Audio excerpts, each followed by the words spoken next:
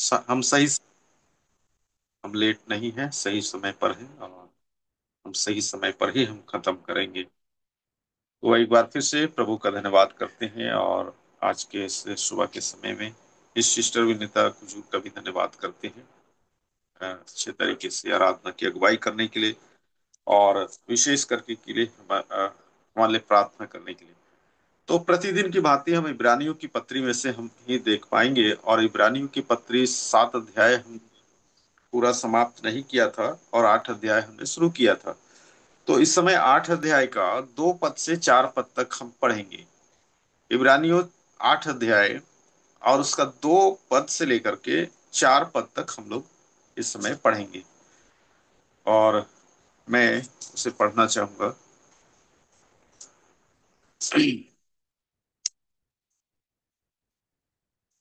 और पवित्र स्थान और उस उच्चे तंबू का सेवक हुआ जिसे किसी मनुष्य ने नहीं वरन प्रभु ने खड़ा किया है, क्योंकि हर एक महायाजक भेंट और बलिदान चढ़ाने के लिए ठहराया जाता है।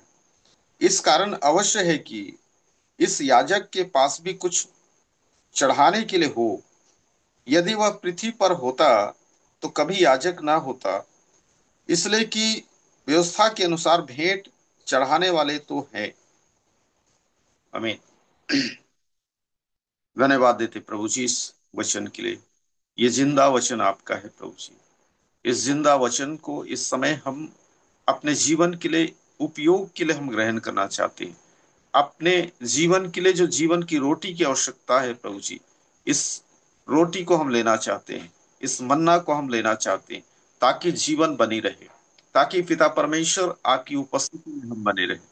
पवित्र परमेश्वर आपकी आत्मा की अगुवाई में एक एक शब्दों को बोलने के लिए आप सहायता कीजिए। हर प्रकार की डिस्टर्ब डालने वाली आत्मा, हर एक प्रकार की डिस्टर्ब देने वाली इस अंधकार की ताकत को यीशु के नाम से हटाते हैं। और इस समय पिता परमेश्वर जितने भी भाई बहन इस जूम में जुड़े हैं, उन सभी भाई बहनों को आपके हाथ में देते हैं। आपकी उपस्थिति में वो रहने पाए प्रभु। जब तक आज सुबह के समय ये वचन को सुनते हैं, आपकी आत्मा का नियंत्रण उनके चारों ओर हो जाए। प्रभु हम आपका धन्यवाद करते हैं यीशु के नाम से। आमीन। आमीन। तो प्रभु का धन्यवाद करते हैं आज के सुबह के समय के लिए। कल हमने पढ़ा था, अब जो बातें हम कह रहे हैं उनमें से सबसे बड़ी बात यह है कि हमारा ऐसा महायाजक है जो स्वर्ग पर महामहिम के सिंहासन के दाहिने जा बैठा है। सबसे बड़ा महायाजक हमारा है और वो है स्वर्ग में। हमारा महायाजक है स्वर्ग में। कल मैंने बताया था कि स्वर्ग में वो महायाजकीय काम को कर रहा है और वहां पर स्वर्गीय वो मंदिर है और स्वर्गीय वो तंबू है और वहां पर वो काम कर रहा है। तो पहली बात, स्वर्गीय तंबू और मसीह यीशु वहां का याजक है। आप नोट कर सकते हैं। पहली बात, स्वर्ग में तंबू है और मसीह यीशु वहां का याजक है। पुराने नियम में मूसा के समय जो तंबू मनुष्यों के द्वारा बनाया गया था, कल मैंने बताया था कि निर्गमन 25 अध्याय को आप पूरा पढ़ लीजिएगा, उसमें आपको सब समझ में आ जाएगा। लोगों के द्वारा वो तंबू बनाया गया था, लेकिन मसीह उस सच्चे और स्वर्गीय तंबू जो स्वर्ग में है, वहां स्वयं प्रभु यीशु मसीह है। एक खास चीज मैंने आपको बताया था कि जो स्वर्ग में तंबू है उसी का प्रतिरूप इस पृथ्वी पर बनाया गया, जो मूसा के द्वारा 25 अध्याय निर्गमन में बनाने की बात कही गई है। तो स्वर्गीय तंबू है वहां पर स्वर्ग में, और वहां का जो महायाजक है, याजक है, और कोई दूसरा नहीं है, कोई व्यक्ति नहीं है, वो स्वयं प्रभु यीशु मसीह है। तो इससे हम एक खास चीज समझ सकते हैं कि जो याजक का पद है, जो महायाजक का पद है, सिर्फ इस संसार का नहीं है, लेकिन वो स्वर्गीय और स्थायी है, खत्म नहीं होने वाला है। मैंने बताया था कि महायाजक जो इस संसार में होते हैं वो मरते हैं, बीमारी के कारण मर जाते हैं या तो और कारण से मर जाते हैं। लेकिन स्वर्गीय जो स्वर्ग का जो तंबू है, वहां का जो सेवा करने वाला प्रभु यीशु मसीह है, परमेश्वर के दाहिने ओर जाकर के बैठा है, वो कभी नहीं मरने वाला, कभी नहीं मरने वाला। निर्गमन 25 अध्याय और उसका 9 वचन को पढ़िए। तंबू का जो नमूना है, परमेश्वर उसको मूसा को प्रकट किया कि स्वर्ग में कैसा तंबू है। निर्गमन 25 और उसका 9 वचन।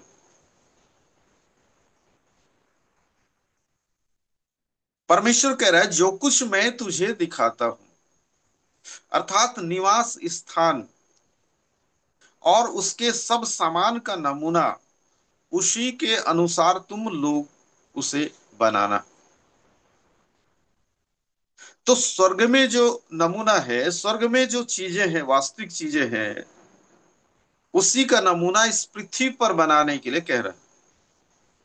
स्वर्गदूतों के द्वारा आराधना, परमेश्वर की स्तुति, परमेश्वर की महिमा, वो लगातार लगातार वहां पर हो रहे हैं। और परमेश्वर इस पृथ्वी पर भी वो यही वो चाहता है कि मनुष्य उसकी आराधना करे, उसकी स्तुति करे, और उसका जो निवास स्थान कैसा है, उसका नमूना इस पृथ्वी पर बनाए, इस पृथ्वी पर बनाए। तो मूसा को परमेश्वर स्पष्ट कह रहा है जो कुछ मैं तुझको दिखा रहा हूं, जो चित्र मैं तुझे दिखा रहा हूं, निवास स्थान, उसके सब सामान का नमूना बनाना। ये तो महान इंजीनियर है।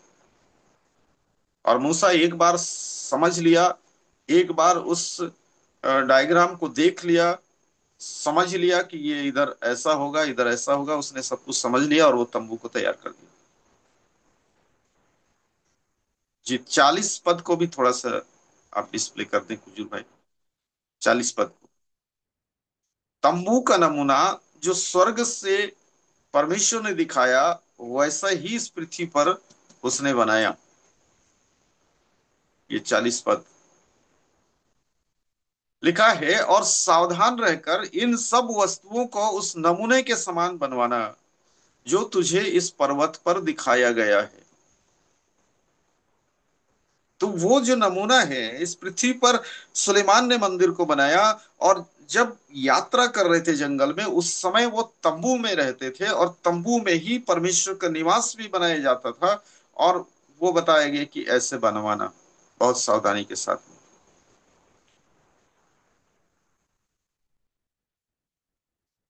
तो प्रभु का धन्यवाद करते हैं।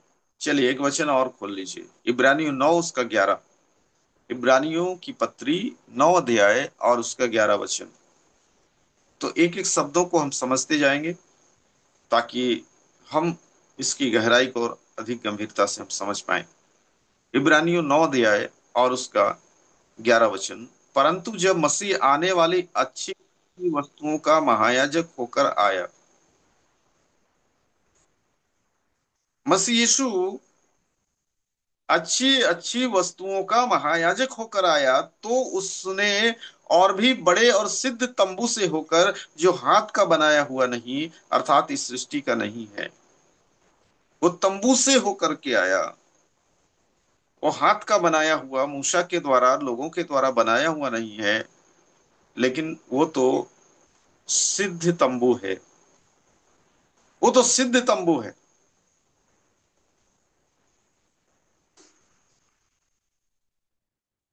चलिए एक पद और पढ़ेंगे, वहां पर हमें झलक देखने को मिलेगा परमेश्वर का जो तंबू है वो मनुष्यों के साथ में। ये भी एक बात है। प्रकाशित वाक्य 21 उसका 13 वचन, 3 वचन।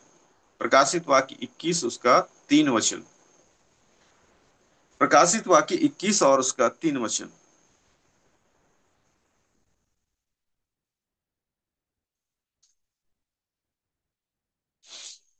फिर मैंने सिंहासन में से किसी को ऊंचे शब्द से यह कहते हुए सुना, देख परमेश्वर का डेरा मनुष्यों के बीच में है।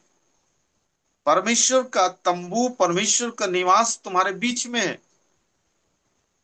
वह उसके साथ डेरा करेगा और उसके लोग होंगे, और परमेश्वर आप उसके साथ रहेगा और उसका परमेश्वर होगा, उसके बीच में होगा। इसलिए नए नियम के अंदर में भी प्रभु यीशु कहते हैं, जहां दो या तीन मेरे नाम से इकट्ठे होते हैं वहां पर मैं होता हूं। तो पहली बात हमने देखा स्वर्गीय जो तंबू है और वहां का जो सेवक है मसीह यीशु है। दूसरी बात है हर महायाजक को बलिदान चढ़ाना पड़ता था। महायाजक को बलिदान चढ़ाना ही पड़ता था, उसका काम ही है बलिदान चढ़ाना। यहूदी परंपरा में महायाजक का काम पशुओं का बलिदान चढ़ाना था। लय व्यवस्था 16 अध्याय आपने पढ़ लिया होगा, कल मैंने बताया था, 16 अध्याय पढ़ लीजिए। कैसे इसराइलियों के पापों के लिए महायाजक और याजक पशुओं के बलिदान को करते थे यहूदी परंपरा के अनुसार। लेकिन इब्रानियों 9 अध्याय 26 से 28 पद तक पढ़ेंगे तो वहां पर आप पाएंगे कि पशुओं का बलिदान नहीं, लेकिन मसीह यीशु अपने आप को पापों के लिए, हमारे पापों के लिए अपने आप को बलिदान कर दिया। ये फर्क है। हर महायाजक को बलिदान चढ़ाना पड़ता था, ये हमारा दूसरा पॉइंट है। यहूदी परंपरा में महायाजक पशुओं के बलिदान को चढ़ाते थे, लेकिन अब मसीह यीशु अपने आप को स्वयं बलिदान कर दिया, पशु की जरूरत नहीं।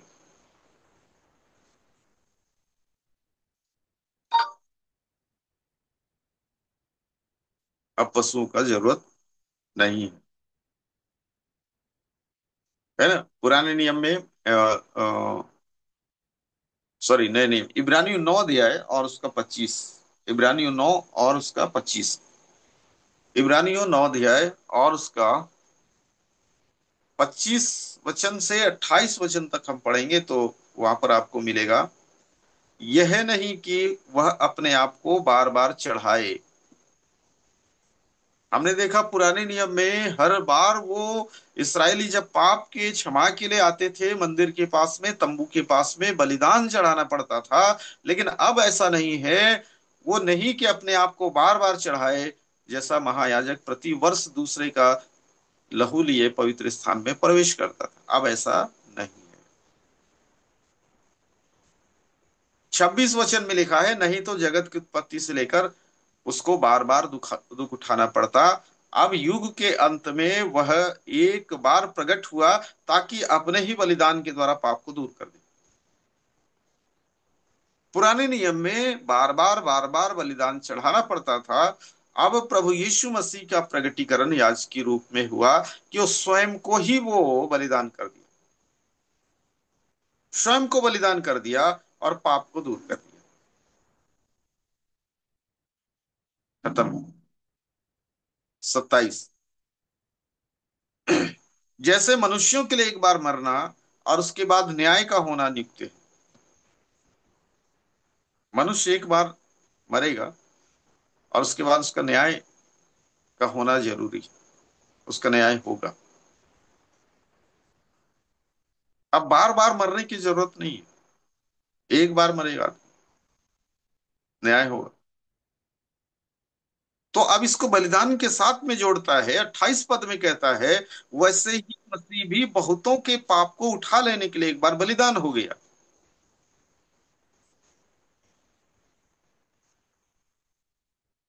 वैसे ही, कैसे ही, एक बार व्यक्ति को मरना और उसका न्याय होना जरूरी है, वैसे ही मसीह भी बहुतों के पापों को उठा लेने के लिए एक बार बलिदान हो गया। आप यदि फिर से पाप करते हो तो फिर से क्रूस पर चढ़ाते हो, हमने पिछले समय हमने देखा।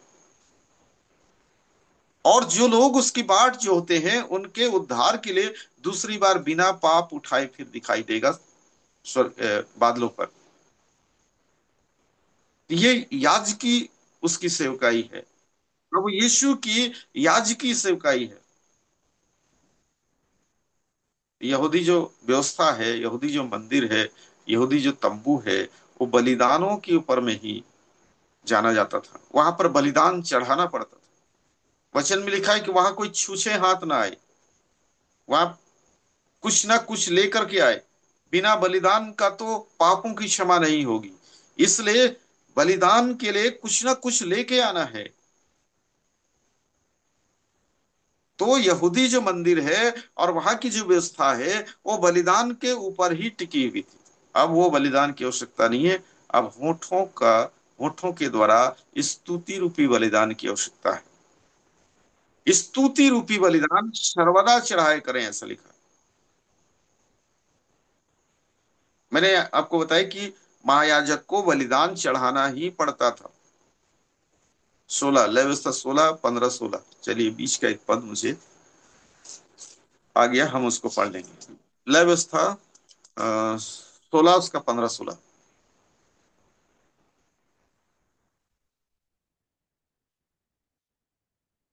लय व्यवस्था 16 15 16। जो स्थान यहोवा चुन ले। लय व्यवस्था 16 15 16।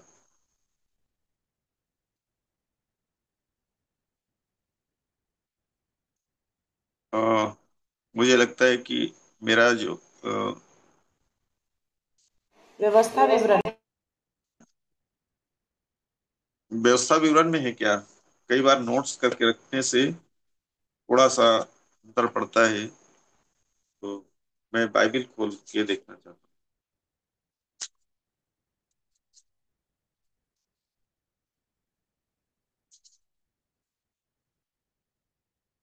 व्यवस्था विवरण। जी। जी व्यवस्था विवरण। ठीक है, ठीक। जो स्थान यहोवा चुन ले उसमें तू अपने परमेश्वर यहोवा के लिए 7 दिन तक पर्व मानते रहना, क्योंकि तेरा परमेश्वर यहोवा तेरी सारी बढ़ती में और तेरे सब कामों में तुझको आशीष देगा। तो आनंद ही करना वहां पर। उसकी विधि को और उसकी व्यवस्था को तू पूरी करता रहेगा। यहोवा तुझको आशीष ही देगा। तू आनंद करेगा। वर्ष में 3 बार मंदिर में आना आवश्यक था। मंदिर में 3 बार आना जरूरी था। 16 पद में लिखा है वर्ष में 3 बार, अर्थात अखमीरी रोटी का पर्व, सप्ताहों का पर्व, झोपड़ियों के पर्व। इन तीनों पर्वों में तुम्हारे सब पुरुष अपने परमेश्वर यहोवा के सामने उस स्थान में जो वह चुन लेगा जाए, और देखो छूछे हाथ यहोवा के सामने कोई ना जाए। यहोवा के सामने। इसलिए मैंने आपको बताया कि यहूदी जो परंपरा थी उसमें एक खास चीज था कि अगर मंदिर में जा रहे हो, अगर तंबू के पास में जा रहे हो, तो आपके लिए बहुत जरूरी था कि आप कुछ लेकर के जाएं। कुछ लेकर के जाएं। बलिदान लेकर के जाएं। और बलिदान लेकर के ही जाएंगे तभी पापों की क्षमा थी। अभी क्या करना है? क्या लेके जाना है? स्तुति रूपी बलिदान लेकर के जाना है। प्रभु को धन्यवादित हृदय लेके जाना है। टूटा हुआ मन लेकर के जाना है। ये परमेश्वर की मांग है। लेकिन छूछे हाथ तो यहोवा के सामने कोई ना जाए। छूछे हाथ यहोवा के सामने कोई ना जाए।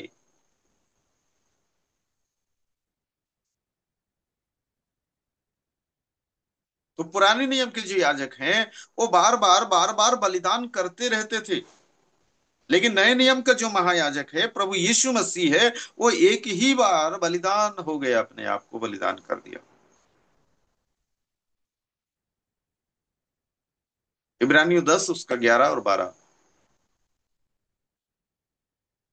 इब्रानियों 10 11 और 12।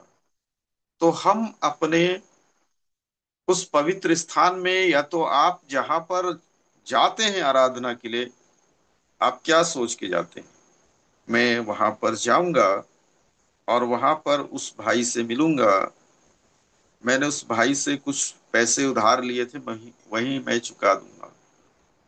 या तो मेरा पैसा वो रखा हुआ था, मैं वहीं पर मिलूंगा और मांग लूंगा। क्या इसके लिए जाते?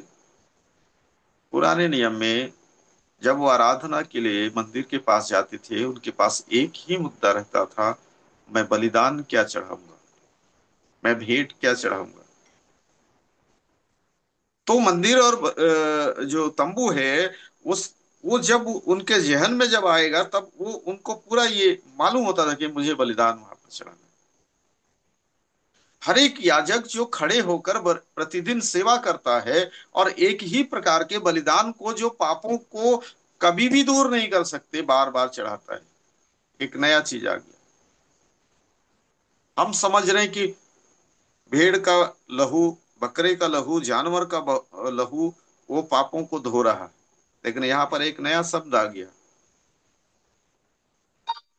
एक ही प्रकार के बलिदान को चढ़ाते थे, जो कभी पाप को दूर नहीं कर सकते थे, पाप को दूर नहीं कर सकते। और यही कारण है कि 12 वचन में लिखा है, पर वह व्यक्ति तो पापों के बदले एक ही बलिदान सर्वदा के लिए चढ़ाकर परमेश्वर के दाहिने ओर जा बैठा। प्रभु यीशु तो हर पापी के लिए, हर पापियों के लिए, हर पापी मनुष्य के लिए एक ही बार बलिदान हो गया, हमेशा के लिए अपने आप को बलिदान के रूप में चढ़ा दिया और परमेश्वर के दाहिने हाथ जा बैठा। तो बलिदान का, बलिदानी पशु है, उसको मेमना बोला गया। यूहन्ना 1 अध्याय उसका 29 वचन को पढ़ेंगे तो वहां पर लिखा हुआ है, देखो यह परमेश्वर का मेमना है। प्रभु यीशु को कहा जा रहा है मेमना है ये तो। मेमना मतलब छोटा बच्चा, बकरी का बच्चा, भेड़ का बच्चा, कोई भी जानवर का 1 साल का छोटा बच्चा। तो यूहन्ना उसको एक व्यक्ति के रूप में तो देख रहा है, लेकिन वो खास चीज क्या देख रहा है? दूसरे दिन उसने यीशु को अपनी ओर आते देखा। यूहन्ना यरदन नदी में बपतिस्मा दे रहा था और वहां पर यीशु को आते हुए देख रहा है। उसके ऊपर नीचे आप पढ़ लीजिएगा। यीशु को अपनी ओर आते देखा और कहा, देखो यह परमेश्वर का मेमना है जो जगत के पाप को उठा ले जाता है, पूरे संसार के पाप को उठा करके ले जाता है। ये मेमना है।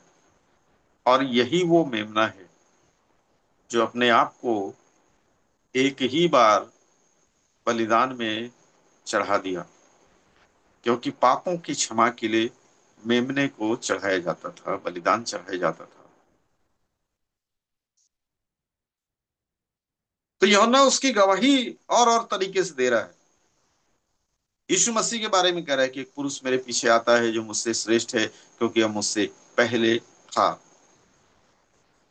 आपको ये मालूम होगा कि यूहन्ना 6 महीना पहले पैदा हुआ, लेकिन यूहन्ना कह रहा है मुझसे पहले से था। यीशु मसीह अनादिकाल से। तो हमने दूसरी बात यह देखा कि याजक, महायाजक को बलिदान चढ़ाना पड़ता था उनको। पहली बात हमने देखा, स्वर्गीय तंबू है, स्वर्ग में तंबू है और मसीह वहां का याजकी सेवकाई को कर रहे हैं। चलिए तीसरी बात का जो पॉइंट है मैं उसको पढ़ना चाहता हूँ। इस पृथ्वी पर प्रभु यीशु मसीह याजकीय काम, याजक नहीं होता। इस पृथ्वी पर उसको याजक का चुनाव करना होता तो उसको याजक चुनाव नहीं करते। क्यों नहीं करते? यहूदी व्यवस्था के अनुसार सिर्फ और सिर्फ लेवी गोत्र से आने वाले लोग ही याजक बन सकते थे। लेकिन प्रभु यीशु मसीह यहूदा के गोत्र से आए, इसलिए याजक वो नहीं बन सकते, याजक नहीं बन सकते। लेकिन परमेश्वर ने उसको याजकी सेवकाई दी। कैसे? भजन संहिता 110 उसके 4 में लगातार हम पढ़ रहे हैं कि उसे मलकी सिदक की रीति पर उसको याजक का पद मिला, याजक का पद मिला। इस पृथ्वी पर उसको याजकी सेवकाई नहीं मिल सकता था, क्योंकि वो उस वंश का ही नहीं था, लेवी वंश का ही नहीं था, वो दाऊद के वंश का था। गिनती अध्याय 3 और उसके 10 पद को पढ़ेंगे तो थोड़ा झलक आपको मिलेगा। गिनती अध्याय 3 और उसका 10 में हारून और उसके पुत्रों को याजक के पद पर नियुक्त करना। और वे याजक पद की रक्षा किया करें, और यदि अन्य मनुष्य समीप आए तो वह मार डाला जाए। ये विधि थी बलिदान चढ़ाने के लिए, याजकीय सेवकाई के लिए। सिर्फ हारून और उसके पुत्रों के को ही नियुक्त करना, और दूसरे को नहीं करना, नहीं तो मार डाला जाए। तो ये कैसे हो गया कि यीशु मसीह जो दाऊद के वंश का है और उसको याजक बना दिया? वो इसलिए हुआ, मलकी सिद्दीक की रीति पर उसको याजक बनाया गया, क्योंकि वो पाप से अनजान था। इस संसार के जो लोग याजक बनते थे, पाप से उनका वास्ता था, लेकिन प्रभु यीशु का वास्ता कभी पाप से नहीं हुआ। या तो पाप उसने किया ही नहीं, पाप उसने किया ही नहीं। इब्रानियों 7 उसके 14 में लिखा है, हमारा प्रभु यहूदा के गोत्र में से उदय हुआ है, लेवी के गोत्र से नहीं। और इस गोत्र के विषय में मूसा ने याजक पद की कुछ भी चर्चा नहीं की, कोई चर्चा उसने नहीं की। इस पद इससे याजक होगा। तो परमेश्वर की अद्भुत अद्भुत अद्भुत योजनाएं हैं। इसलिए प्रभु यीशु मसीह जब याजक है, मलकी सिद्दीक की रीति पर, शालेम का राजा, शालेम मतलब यरूशलेम का पुराना नाम सालेम, उस शांति का राजा। और प्रभु यीशु के लिए बोला गया है कि वो पुत्र उत्पन्न करेगी, उसका वो शांति का राजकुमार, उसका नाम रखेगी, वो शांति का राजकुमार होगा। तो प्रभु का करते ही आज जो हम 3 खास बिंदु को हमने देखा। पहला यह है कि स्वर्ग में तंबू है और वहां का जो याजक है मसीह यीशु है, अभी भी वो याजकी सेवकाई कर रहा है, अर्थात प्रार्थना कर रहा है, मध्यस्थता कर रहा है, हमारे लिए विनती और प्रार्थना करने के लिए सर्वदा तैयार है। दूसरी बात हमने देखा कि महायाजक को बलिदान चढ़ाना पड़ता था, बार बार चढ़ाना पड़ता था। अंतर यह है कि प्रभु यीशु मसीह अब एक ही बार बलिदान हो गया। तीसरी बात, पृथ्वी पर यीशु मसीह कभी भी याजक नहीं हो सकते थे। क्यों? क्योंकि वो लेवी वंश के नहीं है, वो यहूदा के वंश के, दाऊद के वंश के। तो प्रभु आप सबको बहुत का आशीष दे। आइए हम लोग प्रार्थना में चलें।